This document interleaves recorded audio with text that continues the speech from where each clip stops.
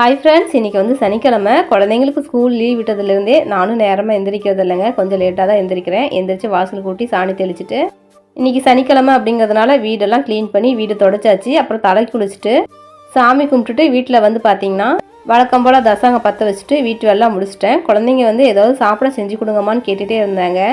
அதனால் சிம்பிளாக ஒரு ஸ்வீட் ரெசிபி செய்யலான்னு சொல்லிட்டு ஸ்டவ் ஆன் பண்ணி பேன் எடுத்துகிட்டு அதில் 2 டீஸ்பூன் அளவுக்கு நெய் சேர்த்துட்டேன். நெய் நல்லா சூடானதுக்கப்புறம் 1 கப் அளவுக்கு கடல மாவு எடுத்து அதை நல்லா சளிச்சு எடுத்துட்டேன். சளிச்சு எடுத்த கடல மாவை இந்த நெய்யில் போட்டு நல்லா அப்படி கலந்து விட்டோம் அப்படின்னா கொஞ்சம் நேரம் ஆனதுக்கப்புறம் லைட்டாக திக்காகும். கடல மாவு நல்லா ஒரு வாசனையாக வரும். அந்த டைமில் ஸ்டவ் ஆஃப் பண்ணிவிட்டு 1/2 கப்பு போல் சர்க்கரை 2-3 ஏலக்காய் போட்டு நல்லா பவுட்ரு பண்ணிட்டு வந்துட்டு அந்த பவுட்ரும் இதிலே சேர்த்து நல்லா இப்படி ஒன்றோடு ஒன்று மிக்ஸ் பண்ணிவிட்டு இப்படி உருண்டை பிடிச்சோம் அப்படின்னா ரொம்பவே சூப்பராக லட்டு உருண்டை மாதிரி வந்துடும். டேஸ்ட்டும் ரொம்பவே சூப்பராக இருக்கும். நீங்களும் ட்ரை பண்ணி பாருங்கள். எங்கள் குழந்தைங்களுக்கு ரொம்பவே இது பிடிக்கும்.